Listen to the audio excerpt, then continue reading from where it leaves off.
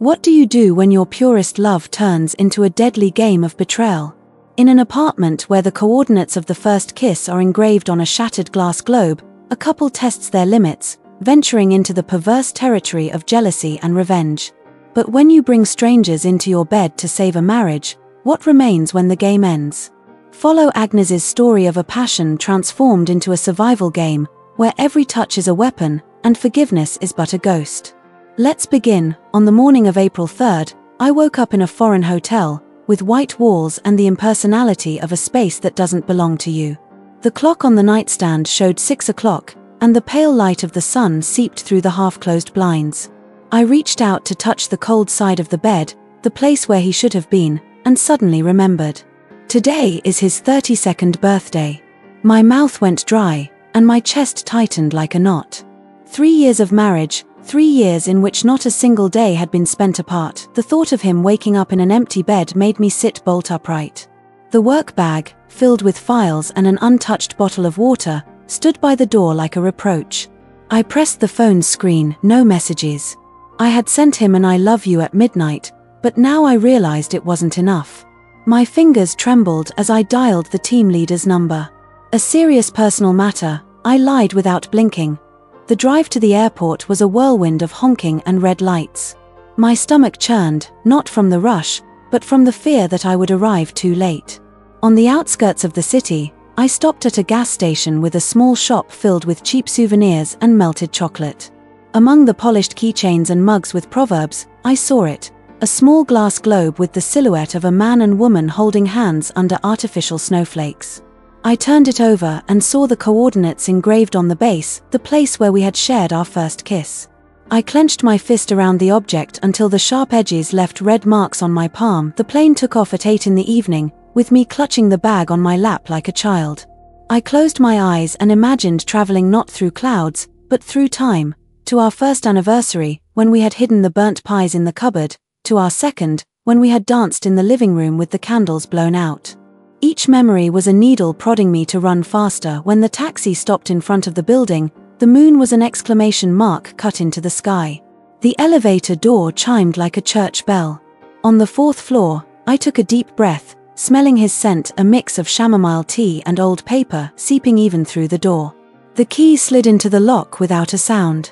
In the hallway, a faint blue light flickered from the television left on mute. The moonlight streamed through the half-closed blinds, cutting diagonal silhouettes on the wall like an obscene sketch.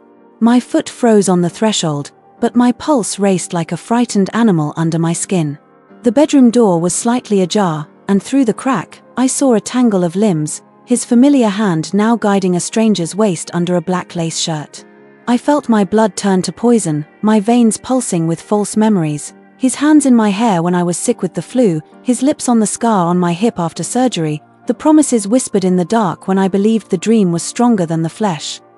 The woman laughed with a guttural sound, her head thrown back in defiance. I saw his teeth biting her collarbone, the same gesture he used when warming my back on cold days. I leaned against the doorframe, my nail digging into the wood until a splinter pierced my finger. The pain was an alarm bell. I looked at the engagement ring, glinting ironically in the semi-darkness, and felt a white, round fury, like a crystal globe ready to shatter. The idea surged like an electric current through my spine. I slowly unzipped my dress to my thigh, feeling the cool air caress my skin where his fingers had lingered just 2 nights ago. I ran my hand through my disheveled hair, letting it fall in dusty waves over my shoulders. The glass globe in my bag creaked softly with each step, the snowflakes inside dancing chaotically like my thoughts. When I pushed the door, the creak cut through the room's breath like a knife. 2 pairs of eyes turned toward me, his, wider than the globe I was clutching, and hers, gleaming with a kind of dark triumph. I stepped into the light, letting myself be seen in full, the dress undone, my knees dirty from the journey, my smile a controlled rictus stinging my cheeks. "Surprise, darling," I whispered, my voice a thin thread of broken silk. I approached the bed with the walk I had as a child in school, plays every movement calculated to hide the stutter of my heart. The woman tried to cover herself, but I placed a finger on her damp lips, feeling the echo of my husband's kiss under my fingertip. "Don't ruin the fun," I murmured, turning to him with the grace of a ballerina turning a fall into a pirouette. His hand was cold when I took it, but his pulse throbbed in his wrist like an underground torrent. I guided his fingers to my heated skin, forcing them to climb my bare thigh as I ceremoniously loosened his tie with my other hand. The woman remained still, her accelerated breath mingling with ours. When I leaned in to kiss her neck, exactly where he had kissed the stranger, I tasted the salt of her sweat mixed with my rose perfume, and my husband made a sound that was neither a word nor a groan. His hands rose to push me away, but I intercepted the gesture, wrapping his wrists around my waist. "It's your day," I breathed into his ear, undoing the buttons of his shirt with my teeth, "and I am yours." I let the glass globe fall deliberately onto the carpet, the snowflakes slowing its descent into a grotesque waltz. The moment the glass shattered with a sharp crack, I collapsed over them like a hurricane destroying the house it loves. My lips sought his with theatrical passion, unleashing in him a mechanical response, his muscles reacting to the memory of my body, even if his heart was frozen.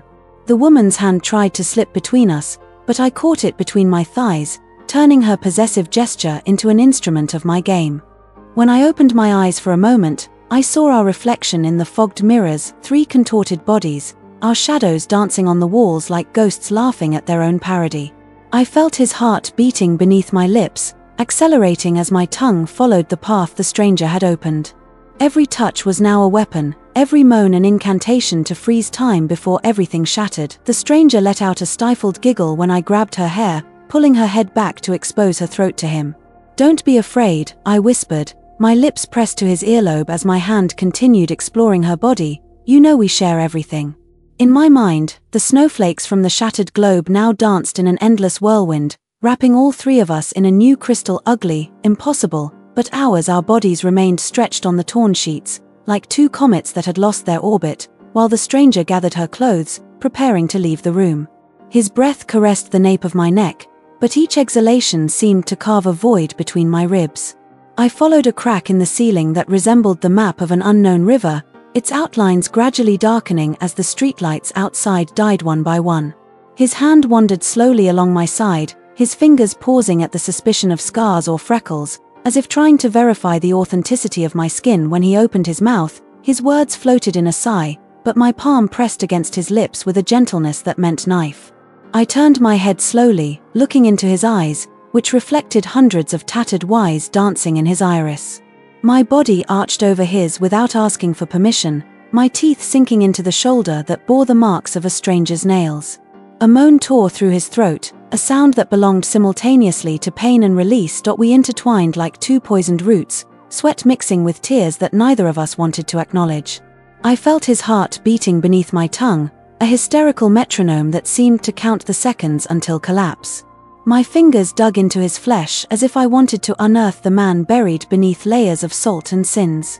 Every touch was now an act of redemption and condemnation, our lips turning into seals that locked the truth in a tomb of flesh. Morning found us coiled like worms in the light, our legs still tangled in the twisted wire of the sheets. I watched as the sun played on the back of the scattered scientific manuscript on the floor, the word systematic error targeting me from a crumpled page. His hand stroked my hair in a mechanical rhythm, as if trying to recall the score of a forgotten melody. In the weeks that followed, the shattered fantasy of that night became a silent altar between us. We embraced more fiercely than before, our lips colliding in kisses that left a taste of fear and beads of blood.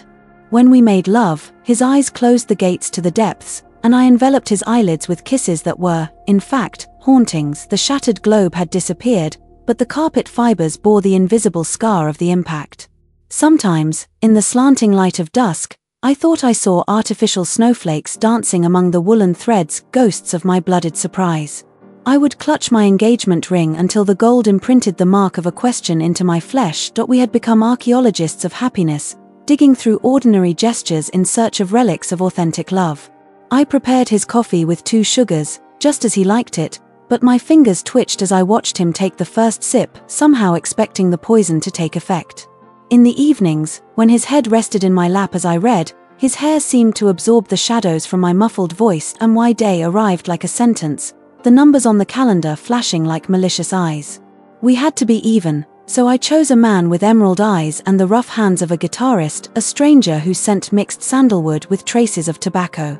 I had tested him beforehand. One evening when my husband worked late, checking if his lips knew how to bite in the same spot where mine had left eternal marks. When I brought him home, I placed the hourglass my husband had used at his last conference on the table, the sand now falling in reverse. In a perverse cycle I undressed them one by one, making them touch each other through me like pawns in a chess game where the queens were made of flesh.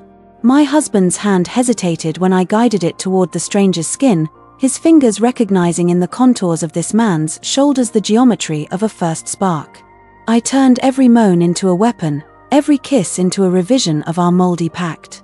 The mirrors in the room multiplied us into distorted silhouettes, our reflections torn into obscene triangles that danced on the walls like ghosts in agony. After the stranger left, leaving behind a heavy air, we sat on the cold floor beside the torn bed. My husband opened the box containing the shattered globe, now held together with tape, and spun the base with his index finger. Plastic snowflakes danced as the coordinates of our first kiss glimmered like a curse. I leaned against his shoulder, watching the scar on his neck left by my nails on the night of betrayal pulse in rhythm with the hourglass. In the month that followed, we turned the living room into a ceremonial battlefield. We hung papers on the walls with our rules written in invisible ink. Do not use the same actor twice. Do not ask where you went wrong. Do not cry when the mirrors deceive you. Our bed became an altar where sacrifices unfolded in silence, foreign bodies interrupting the ritual of sleep like intruders in a dream.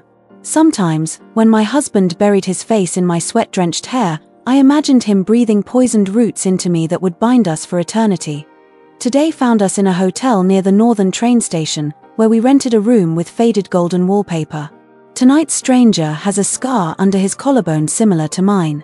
My husband measures his skin with his gaze as I undo the straps of the suitcase filled with trinkets of our decay, a knotted scarf from our first fight, handcuffs, a bottle of wine, and so on. When I turn to them, I see my husband's hand trembling as he undoes the buttons of the man's shirt. The ceiling mirror records everything like a sick god, and I watch my reflection signaling toward the coordinates tattooed on my wrist. We pretend this game is a new language of love, but the truth grows in us like cancer.